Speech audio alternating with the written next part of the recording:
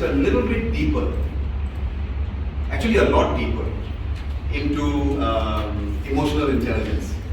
And if you ask me, the whole science of emotional intelligence we probably do not really need to learn.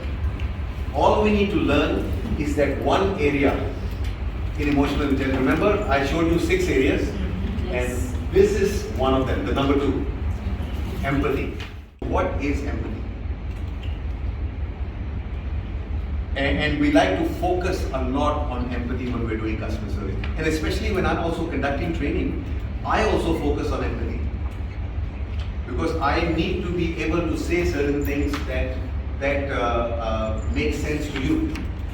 Things that you want to learn, things that are actually addressing your challenges. If I'm not addressing your challenges, then there is no empathy. Because I have to understand your perspective.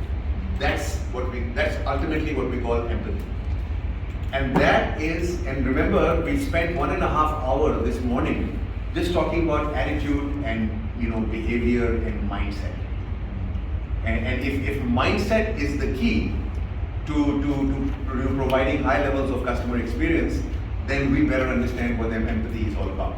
So I want to ask you guys, you can see here, number here, and then this person sees this number as a 6, and this other person sees it as a 9. Okay, now let me ask you, what can this person, may I have your attention please? What can this person say to this person so that there is no argument? Because right now they're arguing, hey, no, it's a 6, no, it's a 9, no, it's a 6, like that. So in order to overcome that argument, what should one person say to the other, in your opinion? Can somebody tell me? And it's about this number.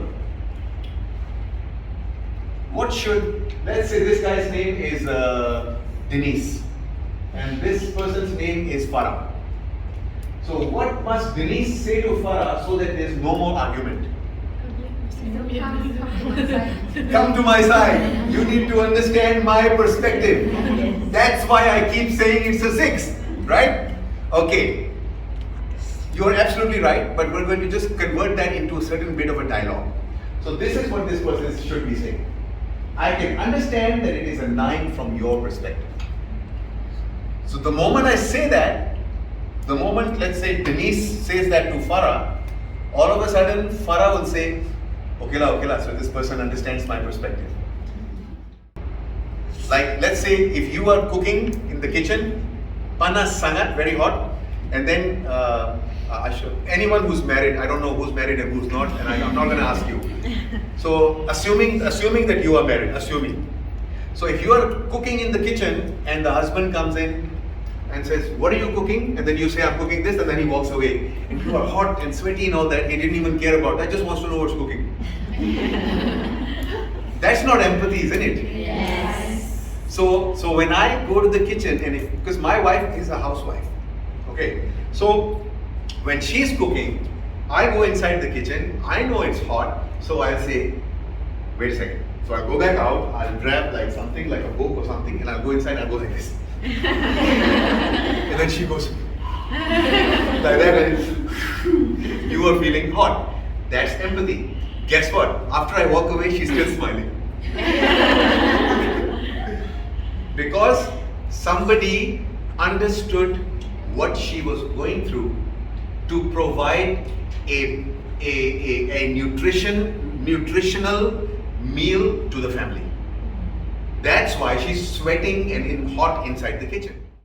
So I just go in there and say, this is really hot, I cannot believe it. How can you tahan this heat? And then you're making all this wonderful food, but you're still very hot. I'm so sorry. I'm not even going to go and sit down on the sofa anymore. I'll stand here and be hot just like you. Then she's like, okay, you can stand here, but I think you should go back and sit down. You're bothering me right now. Get out of here. Right? But she already knows I care. And now the cooking experience has become a little bit more nicer for her. Because I care. It's not just me, it's any husband, any boyfriend, any brother, any father, any wife, should have that kind of a feeling for the other person. And we then convert this to customer care.